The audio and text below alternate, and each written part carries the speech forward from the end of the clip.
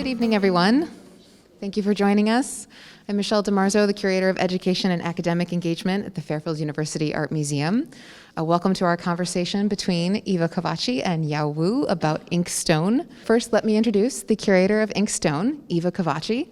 She's a lecturer in art history here at Fairfield, where she teaches courses on the arts of Asia and global introductory art history. She received her PhD from Yale with a focus on pre-modern Japanese Buddhist art and narrative painting. She's held fellowships at the Sainsbury Institute for the Study of Japanese Arts and Culture in the UK, and the Asia Network Luce Foundation Postdoctoral Teaching Fellowship here at Fairfield. In 2016, Dr. Covaci was co-curator of the exhibition Kamakura, Realism and Spirituality in the Sculpture of Japan at Asia Society Museum in New York City. And in 2020, she curated the exhibition Gifts of Gold, the Art of Japanese Lacquer Boxes in the Bellarmine Hall Galleries here, which was, of course, cut short by the pandemic. And speaking with Ive this evening is Yao Wu. She is the inaugural Jane Chase Carroll Curator of Asian Art at the Smith College Museum of Art, where she oversees the museum's growing collection of approximately 2,000 objects from East, South, and Southeast Asia and the Himalayas. She's received graduate training in art history from Williams College and Stanford University. She served as the inaugural Asian Art Curatorial Fellow at the Guggenheim Museum in New York City from 2007 to 2009.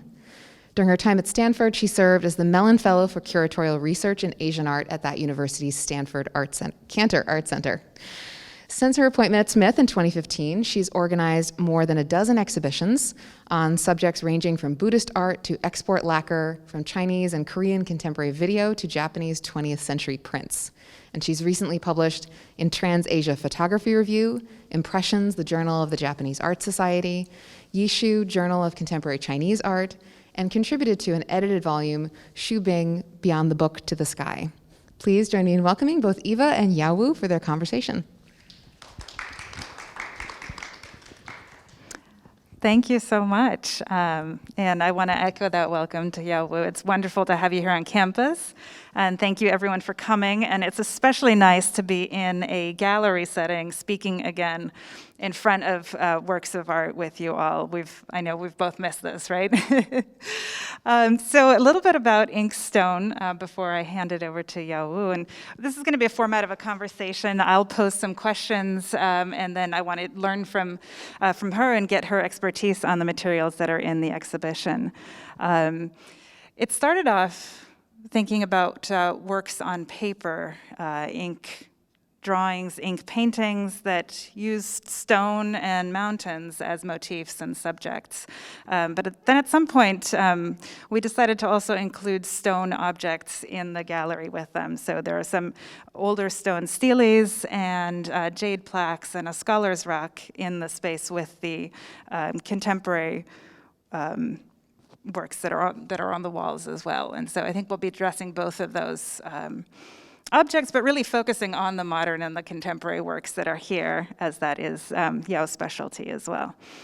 So maybe you could start us off by talking a little bit about stone and rock as material. Yeah, sure. Thank you so much for the generous introduction, Michelle, and thank you to Fairfield University Art Museum for inviting me to be here to speak with this wonderful audience here today about this special exhibition that I'm very excited about. This is actually my first gallery talk as a curator since the pandemic outbreak, and it's pretty exciting for me to be back, in a gallery space to speak in front of real artworks. I've been on Zoom for too long, and getting used to that format. But it's always exciting to appreciate art, kind of in the flesh, to see the real artworks.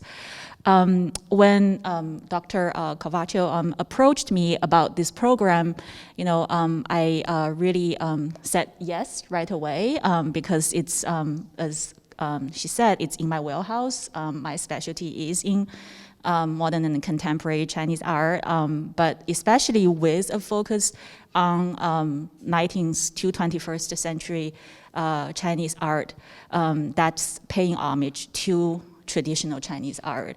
The other exhibition across on the other side of this gallery is contemporary art from China, and sometimes you can't really tell the nationality of artists, whereas for most of these artists on display here, the ones from the 20th and 21st century, you can definitely see that they're, bringing out that culture and heritage in their artworks. So going back to the subject of this exhibition, rocks and mountains, we start with rocks or stone as kind of the essential element that would then make up mountains and that would then make up landscapes, right? So it's kind of this small scale to large scale kind of accumulation. And the subject of stone or rock, which is pronounced as 石 in Chinese, is both the abstract concept, the material itself, which is, I think, more or less equivalent to the English word stone, and it's also the very physical formations of that substance. So in my opinion, that's kind of more equivalent to rocks or boulders, which are a bit more particular, right? And stone or rock, they are part of the environment that humans inhabit, and they hold special places in Chinese culture. And I'm gonna jump out of the artistic realm just for a minute and to talk about Chinese literature. As some of you might know that there are 4 classics of Chinese literature, and out of the 4, 2 of them actually directly have references to rocks. One is the novel Journey to the West. You might have heard of that novel, and the protagonist is the Monkey King. And in fact, the Monkey King is born out of a magical rock. And the second novel is the Dream of the Red Chamber, which is also named The Story of the Stone. So as the title suggests, you know that the whole story starts with a magical piece of stone. So as you see, in the Chinese culture, stone is believed to possess this kind of cosmological power or even magic, and out of it, supernatural beings such as the Monkey King would be born. So that's very significant for the Chinese culture. And then, there are many types of stones or rock. Stones, rocks in China, because it's a very vast land. So, for example, there are marbles actually, kind of in the south. There are also kind of, if say you've seen pictures or even been to the Forbidden Palace in Beijing, you will see that there are many architectural elements that are made out of a white stone that's called Hanbaiyu, but loosely translated as white marble. And then there are also stones that are maybe softer, easier to carve. A lot of the Stilis are carved out of limestone, for example. And there are also jades. We have one jade piece here from the museum's collection. And jade is prized as the most precious stone, arguably. And that actually has a personal significance for myself. In fact, my name, Yao, is a type of jade. There are many, many types of jades in Chinese culture, but my name is a particular type of jade. Speaking of stone as a material or as a medium, there are stilis that are carved out of limestone, and they are inscribed with sometimes religious sutras, Buddhist sutras in particular, and there are Buddhist figures that are carved inside the stones as well. With stilis in particular, they could be religious objects, and they could also be funeral objects. The 2 rubbings here on the wall, I believe these are rubbings made from funeral stilis, right? So which means that those are essentially grave markers, basically. So a significant person would pass away, and then a stele would be erected in memory of that person. And then the text as well as images would be carved onto the stone. And rubbings are always or oftentimes made from the Stilis as a way to preserve the texts and the images, also as a way to disseminate the texts and the images. Just to think about, stone or rock as a pretty immobile material, it's pretty hard to disseminate imagery via the media of rock and stone itself, but it's much easier to disseminate imagery when they're on paper, right? They're rubbings from the Stilis. And I think it's so interesting that the rubbings are a way to preserve the imagery and the text on stone, because we think of rock and stone as such a permanent material, right? But in some cases, it's really through the rubbings, right, that we know of these original Stilis and the rocks, because they've been destroyed. Can I actually just quickly make one comment here? You see these two rubbings. These are actually contemporary or fairly modern rubbings of very ancient, very old Stilis. I believe that the Stilis themselves are from the 6th century. Yes, that's right. So rubbings are made from the same Stilis again and again and again and again. And if you compare these two rubbings to this contemporary rubbing piece that we're gonna get to in just a minute, you will see the traces of time and wear in the Stili itself. You will see that there are characters that are illegible now, and you will also see, parts of the stone that might have, gone through the wear of weather, or maybe even human destruction, or just tear and wear basically over time. So that's one thing to kind of pay attention to as well as we appreciate rubbings. Yeah, and I know we'll get to Gu Wenda's rubbing in a minute, but I wanted to ask you about the role of sculpture and stone sculpture in modern and contemporary Chinese art, and specifically in the training of artists, what role this idea of sculpture or the medium of stone plays. In the West, we have such a long tradition of marble, and it carries this heavy cultural weight. We have plaster casts out here in the lobby of marble sculpture. So what are some ways in which stone either carries these kinds of weights in the Chinese tradition, or ways that sculptors are trained in contemporary China? That's a really good question. When Dr. Covaci first posed that question to me, it took me by surprise a little bit, only because, on the one hand, we all know, that rock or stone holds such significance for the Chinese culture.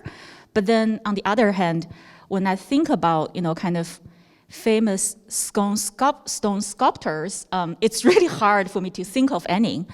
And then I kind of struggle with, why that is the case. Because, as a kind of comparative case, you talk about how in the Western tradition, sculptors who made very important marble works, right? So like, we talk about Michelangelo or Bernini as like great sculptors, and they used the media of stone, specifically, marble, for their sculptures. But you rarely find that kind of counterparts in the Chinese culture. And this is not to say that there are not great stone sculptures per se. There are some very important Buddhist sites, Buddhist caves or grottos, say the Dunhuang caves, the Mogao grottos in the northwest of China, and then in central China there are also very important Buddhist caves, and there are huge Buddhas carved out of stone. And I will again call out the regional differences and the differences in stone or rock. As far as I know, for example, like the central Chinese caves, the stones tend to be a bit more durable. So you see a lot of giant Buddhas carved directly out of stone. But as far as I know, in fact, in the caves or the grottos in the northwest in Dunhuang, because of the the quality of the rock or the stone, it's actually very hard to carve sculptures directly out of the rock there. There you find a lot of Buddhist sculptures, but they tend to be clay sculptures, in fact, kind of placed inside the caves. Or there are maybe a few examples where you would have a stone core, but then the outside would still be like clay, basically. But to go back to that question of artistic training and sculptors and, you know, and them working in stone, I looked it up a little bit to see what is the academic training today for sculptors at major art schools in China in the sculpture department. And I found out that for them, they are trained widely. So they are trained in metalwork, they are trained in clay, they are trained in stone, in rock to some degree, and they are trained in wood carvings as well. But you know, for rock or stone, I found a lot of, you know, kind of curriculum elements where they would make field trips to see important stone sculptures, you know, to go visit Buddhist caves or Buddhist grottos. But just, you know, I don't really see a lot of contemporary artists per se making stone sculptures. That's part of their training as kind of part of their ability to mold, to shape sculptures, but they don't necessarily work in that media as sculptors, as fine art artists. But that is not to say that, you know, you don't find stone sculptures in China anymore. That is, I think, historically and still today, maybe more or less considered the trade or the profession of an artisan than an artist. So you don't have that artistic genius, such as Michelangelo or Bernini, you know, who is known as, you know, the sculptor who would make sculptures out of marble. So, as I said, you know, there are a lot of architecture elements that would use stones, and you know, in gardens and in public spaces, in parks, even in private residences across China, you would get stone carvings or stone sculptures. But they're, again, like workshop productions or kind of considered as kind of artisans' works rather than fine artist works. And to some degree, I will also argue that that is maybe also kind of similar to the trend in sculpture in the West as well. I was thinking, like, you know, do we know any contemporary sculptors who are working exclusively in marble these days? I mean, if anybody knows that, you know, please let me know. But I feel like that is also kind of sculpture going in a very interesting direction where clay, that's easier for kind of just shapes, molding purposes. And then, of course, a lot of sculptors today use multimedia and, you know, a lot of conceptual works, much easier to work with materials that are easier to carve. It's interesting, you bring up conceptual art as well, and I think maybe we can transition to talking about Gu Wenda. But to your point about the artisan-artist divide, I mean, he uses craftspeople to carve the stone that forms the basis of his conceptual works, right? Mm-hmm. So maybe you can tell us a little bit about Gu Wenda and his work. So this work is by an artist called Gu Wenda, who was born in China, who spent quite some time in the United States, in New York, I believe, and I think that he now lives kind of between the US and China. And this work is a rubbing, but it's part of a larger series of conceptual work. It's called Forest of Stilis, I believe. So it was at the turn of the 20th century, and he was studying the culture translation between the two cultures, Chinese culture and American culture. What this work is, you will see that there are a few elements here, so I will just unpack them for you from right to left, because that's kind of how you read imagery in the Chinese tradition. There is first the Chinese characters there, and this is a poem written by a Tang Dynasty poet. And then you get an English translation of that poem that was translated by this American poet by the name of Witter Bynner, who I believe in the 1920s was a colleague with or friends with a Chinese language professor at UC Berkeley. So they collaborated on this Chinese Tang Dynasty poetry anthology, which was published in 1929. So you get the English translation of the Chinese Tang Dynasty poem. And then in the center, you see all these characters, the Chinese characters, which are just Chinese characters or words that would correspond to the English translation phonetically. So you read it out, which kind of loosely correspond to the pronunciation of the English translation. And then for all these Chinese characters, which really don't make much sense, he translates them back into English and make up kind of, which makes up another poem. And then towards the very end, he inscribes the title of the work and tells you that the work was conceived and executed between 1993 and 2001, and it was done in Xi'an, China. And some of you who are familiar with Chinese history, Xi'an is the place that used to be the capital of China for many different dynasties. It's kind of a hub of Chinese ancient civilization, and there is a forest of Stilis. That's a place where a lot of ancient Stilis are today still deposited, basically. And I believe that he made how many altogether? I think it was 50. Yeah, 50 maybe 50. Let's start large So it was Stilis. not only the rubbings, but it was he had craftspeople make 50 Stilis of this size, and then he made rubbings from those 50 Stilis that he commissioned local craftspeople to do. And again, I would just draw your attention to this two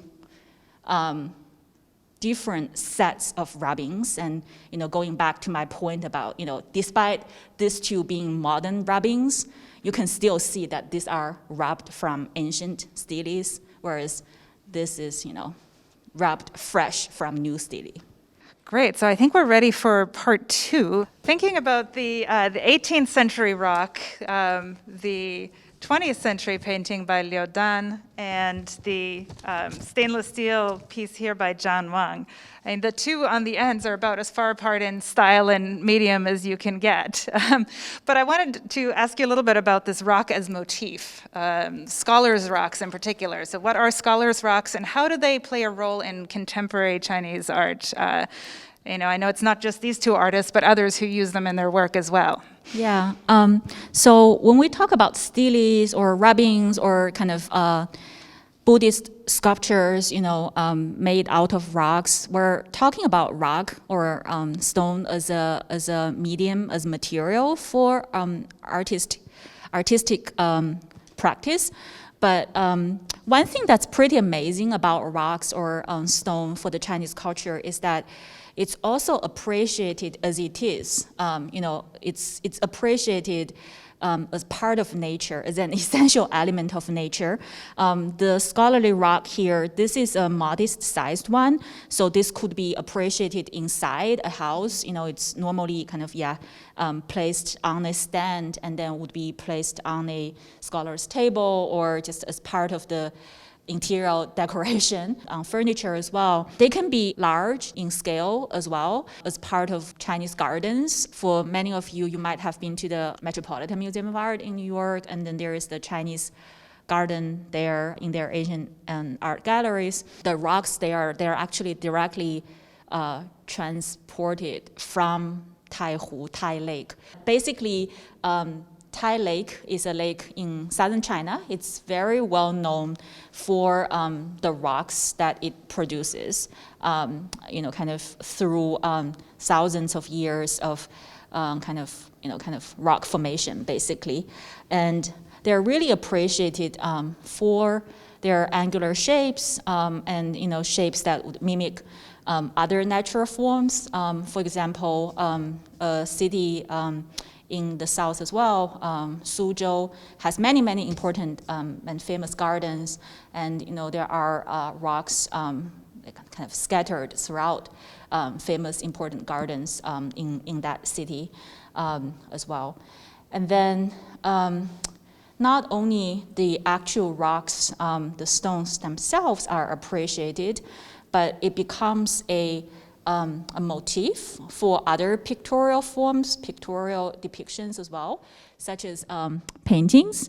So here we have a contemporary work. This was painted, in fact, in 2005 by this artist Liu Dan, who lived in New York for quite some years, and I believe that in 2005, he was living in New York, and this was actually a commissioned piece, right? So here you will see that he depicts a Tai Lake rock in the lower register, and then upper register he recites or writes out another Tang Dynasty poem that specifically sings praises of Taihu rocks. And speaking of that, two things that I will call out. One, just kind of like the shading that you see that the artist is able to achieve through different ink tonalities. So you really get a sense of the depth of the rock by, kind of shadowing certain parts of the rock and then bringing out other parts of the rock as well. And rock formations, especially for their, kind of strange or peculiar shapes, are widely appreciated in China. And that's historical, and that's also a contemporary phenomenon.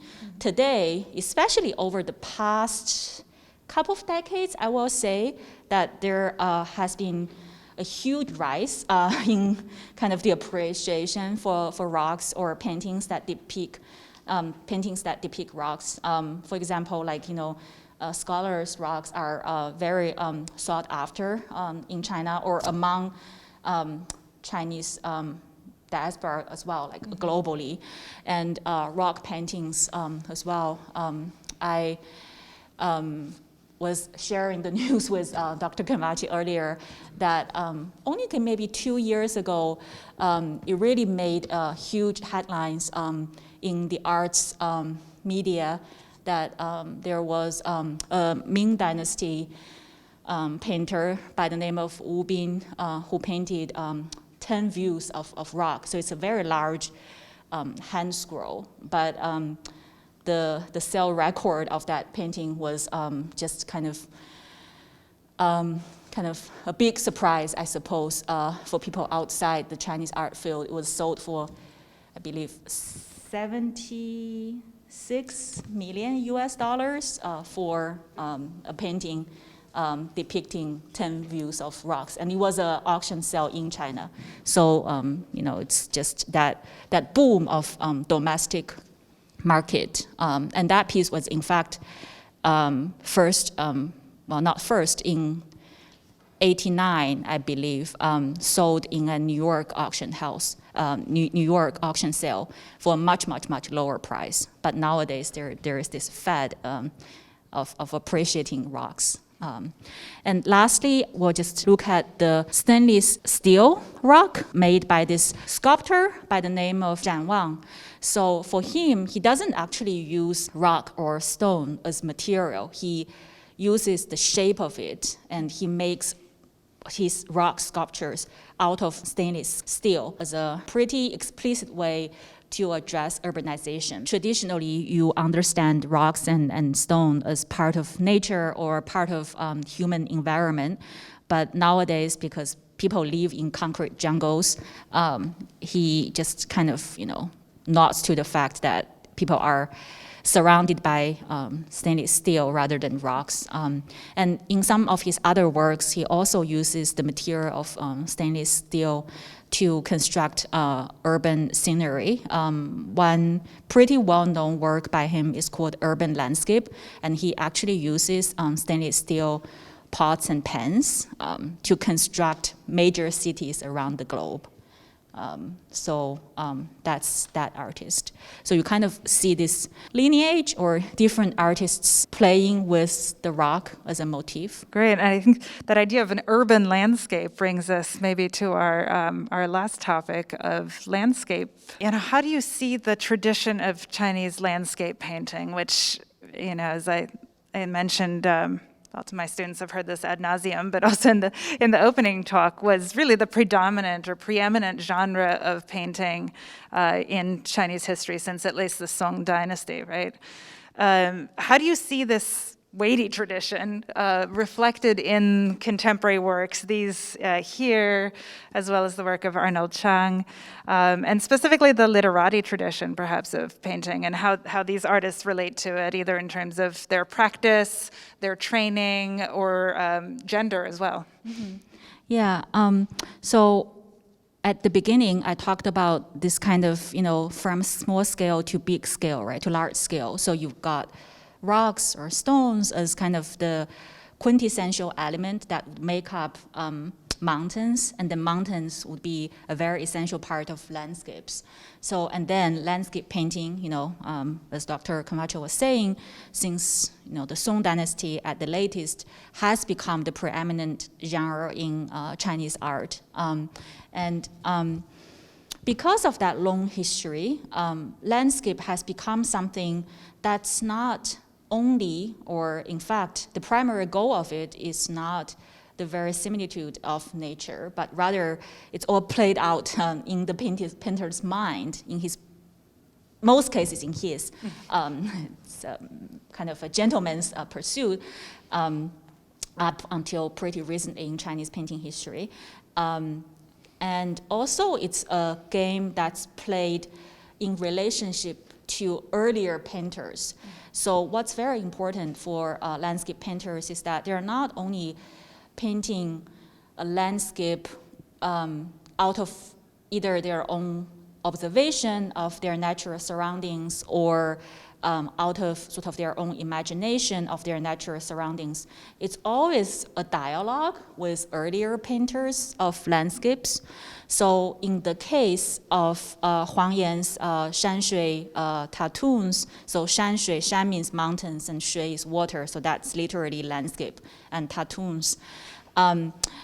The painting that's on his body, which he metaphorically calls tattoos, these are not real tattoos, these are painted onto his body. So you see that the colors are primarily green and then ochre. It's kind of a reddish brown kind of color. And that's clearly paying homage to a type of landscape painting, which is blue and green landscape painting. And for this particular work, Shanshui Tattoo, some art historians, especially Britta Erickson, has written about how it pays homage to a Qing dynasty painter by the name of Wang Yuanqi. So he is one of the four Wangs of the Qing dynasty, which is China's last dynasty. And then Wang Yuanqi is a Qing dynasty master through the Ming dynasty master Dong Qichang inherits the tradition of the Yuan masters. So it's a pretty complicated history, but this is really how landscape accumulates cultural significance over time. So it's rarely a thing that's about what I paint. It's more about what I paint in dialogue with earlier painters. So in here, this is a 20th century, 21st century Chinese artists in dialogue with Qing, Ming, and then Yuan master landscape painters. we don't really see much human presence in the painting, except for, maybe some traces on his hands. You will notice, and I could encourage you to come back on the right hand of the artist. There is a human figure there, and then arguably there are some kind of human dwellings amidst the mountains as well. And that's very typical of Chinese landscapes. You don't really see human presence that much, but if you look very, very closely, you will see some figures. So it's this mentality of, kind of human beings humbled by nature, and it's also this ideal of, especially in the literati painting tradition. So literati means learned men, right? So it's scholars' paintings. So most of the artists painting landscapes in the literati tradition, they are not professional artists themselves. They have their daytime jobs. Most of them are scholars or officials, but landscape is one way for them to metaphysically escape the mundane affairs. So it's kind of an expression of their desire to escape just the worldly affairs and to retreat into remote places like mountains and rivers to be really in harmony with nature. With the Shanshui tattoo here, a few interesting things that I will talk about. First, as I mentioned, these are not real tattoos. These are painted onto the artist's body. So that begs the question, in a way, kind of in relationship to Zhang Wang's choice of stainless steel as a way to interrogate urbanization throughout China. So just imagine once this photograph is taken, the landscape gets washed away. So, it goes away. So what does that simplify, right? Symbolize? The other thing that's interesting is that this body is the artist himself. So it's in fact not him painting onto his own body. It's his wife painting onto his body.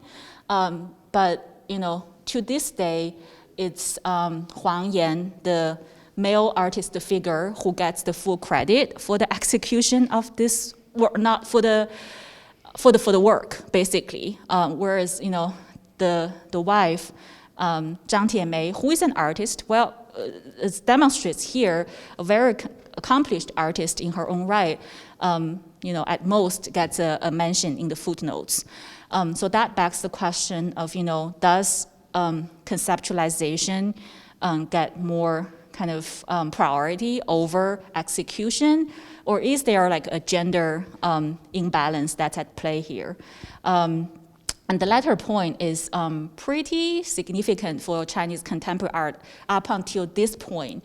Currently, there is a generation of young Chinese female contemporary artists who are pretty active and really independent. Whereas, for older generations who came of age in the, 60s, 70s, 80s, 1980s, or, became pretty established as contemporary artists in the 80s and 90s, there are some, really significant women artists, but very interestingly, they are always kind of part of this husband and wife kind of duet. Very important ones, like Liu Xiaodong, who is the male artist, and then his wife Yu Hong is the female artist. And there are some other examples as well. So that's that interesting kind of gender power dynamic at play there. And for the Shanshui tattoo work, this is part of a series. There are 13 prints from this series altogether. So there are 9 frontal views, and then there are 2 views of the back, and then there are 2 more views of half of the main body plus 1 arm stretched out. So there are 13 of them altogether. And lastly, what is interesting for me also is the question of media, right? We talked about ink paintings, we talked about rock, stone as media, but for a work like this, it begs the question, for me at least, what exactly is the medium here, or how we categorize a work like this. Is it a painting, is it a photograph, or is it a performance, right? We can call it a photograph for sure, but is it a performative photograph or is it a documentary photograph, right? So if we call it a performative photograph, then the emphasis is more on the moment of the creation of the work. It's the painting onto the body. But if we call it a documentary photograph, performative photograph, then it's the photograph.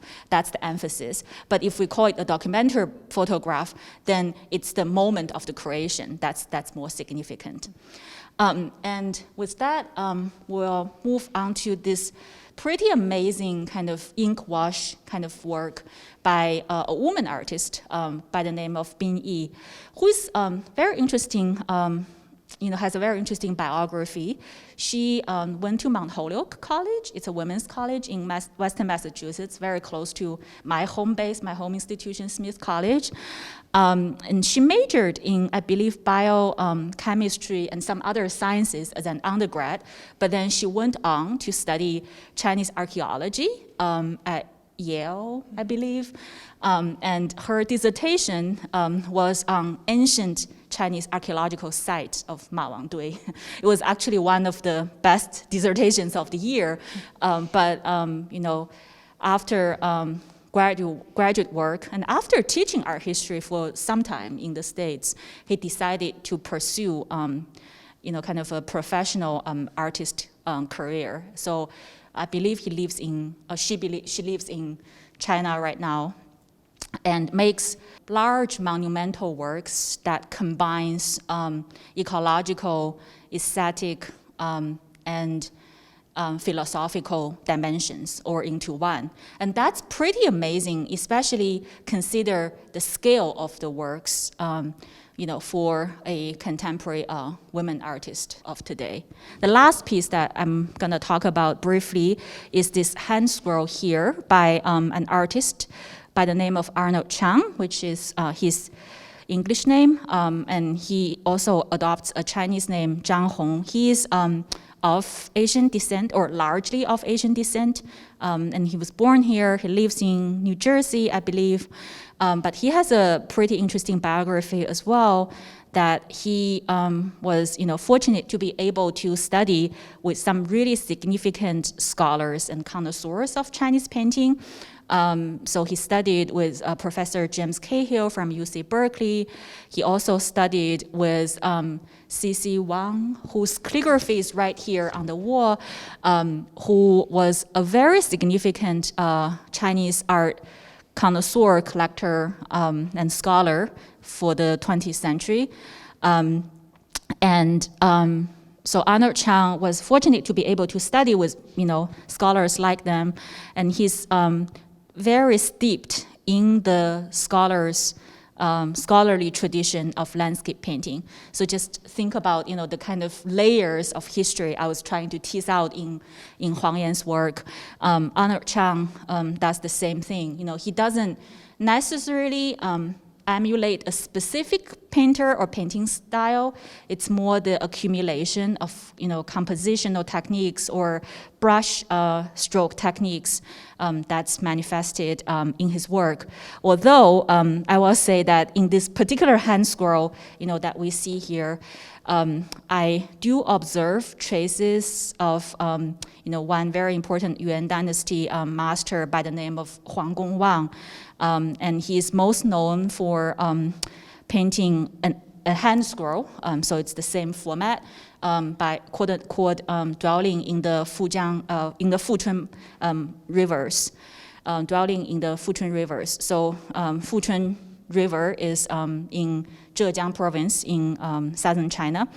And the reason why this work reminds me of that is particularly because of the dry brush work that he uses here. And that's a very typical style of Huang Gongwang and the different ink tonalities. As you see, in the foreground, it's much dense ink, whereas the ink kind of fades a little bit more, further into the background. And also the brush work here, the textured brush stroke along the ridges and the dots as well. And lastly, we've talked about his biography and his Chinese American identity. And throughout this exhibition, we've seen artists coming from different backgrounds and moving around, in different ways. Some of them have been entirely living and practicing in China. There are artists who have been kind of moving or studying or practicing between two cultures. And there are artists, like Arnold Chiang, who is primarily in the United States, but studying Chinese painting, Chinese culture, kind of on his own. So with that, I think that it's important to think about ink and rock or landscape as a genre and how that intersects with contemporary art practices in a way that, it does beg the question of maybe the limitation of our contemporary art discourse, how that discourse, maybe struggles to be able to become truly inclusive, to incorporate or to be able to account for contemporary practices from all around the globe.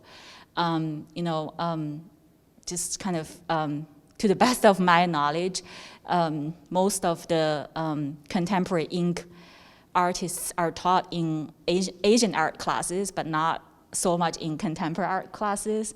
And most of the contemporary ink exhibitions are curated by Asian art curators, but not by contemporary art curators.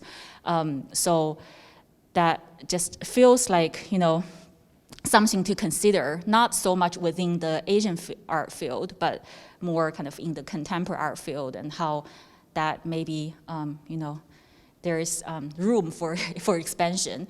But of course, this is not to be critical of curators or scholars of contemporary art, because as we have seen throughout this exhibition, that it is definitely steeped in Chinese literature and history and culture. So it is as much part of the visual culture or kind of the visual arts as it is history and literature and culture. Thank you so much for that discussion, for bringing your perspectives on these works. I know I learned a lot, and I would love to invite any questions from the audience.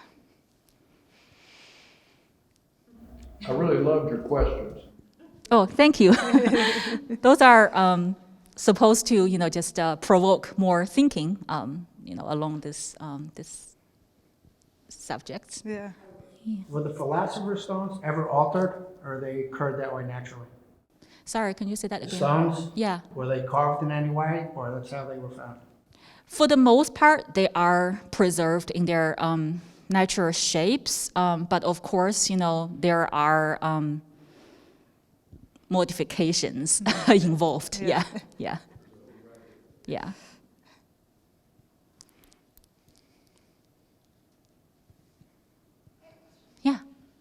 You were talking about Leonardo earlier, you hesitated and said maybe modeling is not the right word to use.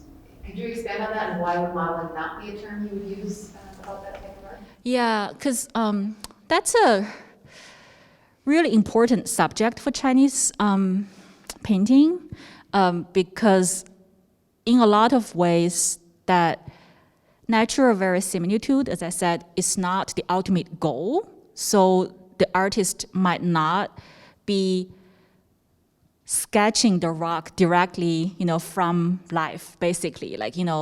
So when I was hesitant to use the word modeling or kind of chiaroscuro effects, I was hesitant because I didn't want to give people the impression that he had necessarily a rock right in front of him, and then he was doing all the shading and the modeling. It's possible that he observed rocks, or a particular rock, but then it's also his own imagination and his own modification that's all like, combined into a single piece. So it does represent a rock, but it's an idealized rock. Yeah. Oh, speaking of that piece, I would just also add one more part, which is we talked about, the hand scroll, Arnold Chang's hand scroll right there.